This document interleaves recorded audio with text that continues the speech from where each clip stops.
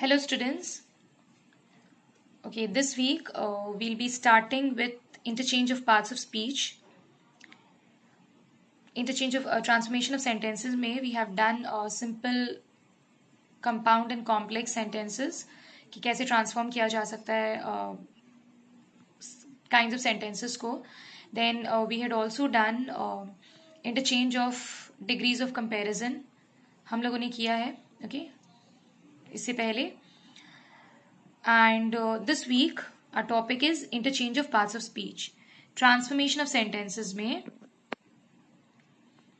interchange of parts of speech कैसे करते हैं हम लोग, like parts of speech कैसे transform करते हैं in a sentence.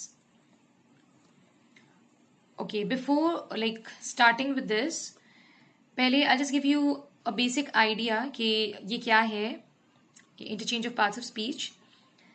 The same word or the basic idea can exist in several different forms. एक वर्ड, एक ही वर्ड या फिर जो बेसिक आइडिया होता है वो अलग अलग फॉर्म में एग्जिस्ट करता है, हम लोगों को मिलता है इंग्लिश लैंग्वेज में.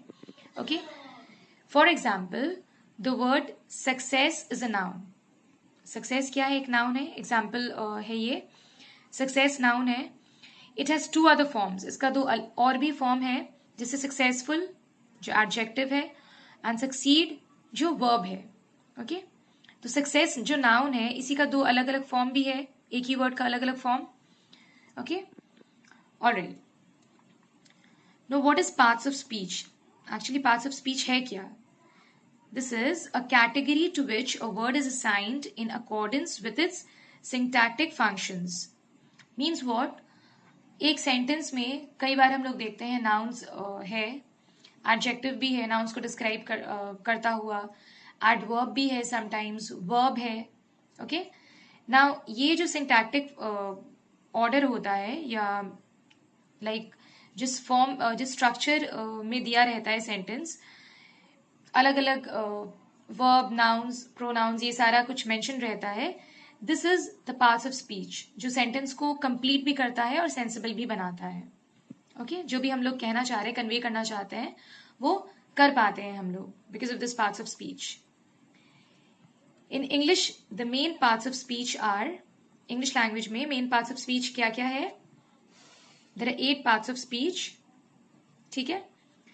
First, verbs, example play, run, test. Second, nouns, example flower, car, bottle.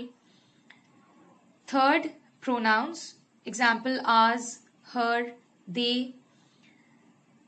Fourth, adverbs, example quickly, never, today. Fifth, adjectives, example green, tall, big. Sixth, prepositions, example during, under, with. Seventh, conjunctions, example and, but, or.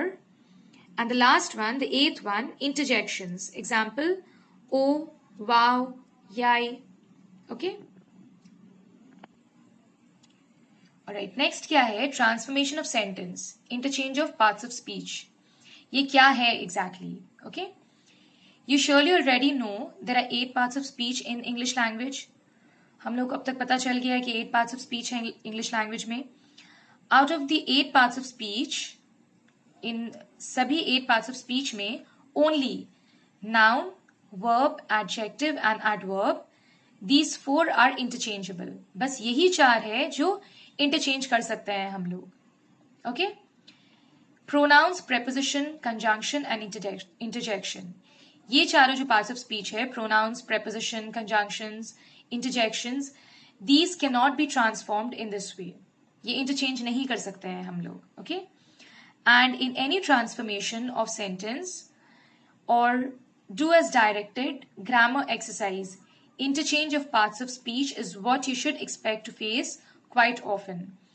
किसी भी transformation of sentences या फिर do as directed वाले grammar exercise में ज्यादातर जो transformation of sentences आते हैं उसमें parts of speech change करने को मिलता है. okay? ज्यादातर. alright. After this, how to identify noun, verb, adjective and adverb. Noun, verb, adjective and adverb sentence में हम लोग कैसे identify कर सकते हैं. Okay? Alright. A noun fits after a, and, the, all, some, much, many, any, etc. Noun a, and, the, all, some, much, many, any, etc. ये सारे चीजों के साथ फिट हो सकता है नाउन. इस तरीके से हम लोग पहचान सकते हैं नाउन को. For example, an advice, much enthusiasm, the success. Okay, ये सब नाउन है. Advice, enthusiasm, success. Then next is verb. How do we identify verb? A verb generally comes right after the subject and denotes an action, do, possession or state. Verb क्या है? It comes right before the subject. Subject के बाद ही आता है ये. And ये क्या denote करता है? Action, possession या फिर state denote करता है ये. For example, he advised us. She succeeded in the exam. Advised verb हो गया, succeeded verb हो गया. Okay. Next is how do we identify an adjective? An adjective always fits in you are very or it is very so and so जो भी है. For example, you are very enthusiastic. ये adjective हो गया. Alright. Next, how do we identify an adverb? Adverb को कैसे identify कर सकते हैं हम लोग? An adverb generally ends with ly. ज्यादातर adverb कैसे end होता है? Adverb वाला जो words होता है ly से. If not, अगर ऐसा नहीं होता है, it comes right after the verb. अगर ऐसा नहीं है कि ly वाला word है वो, तो verb के ठीक बाद आता है adverb. For example, he did it enthusiastically.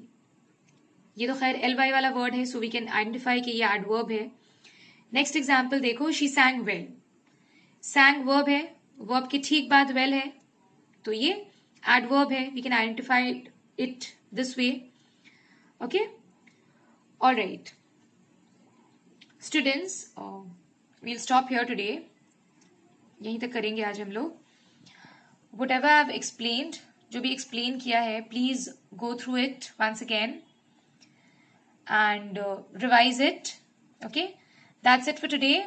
Thank you.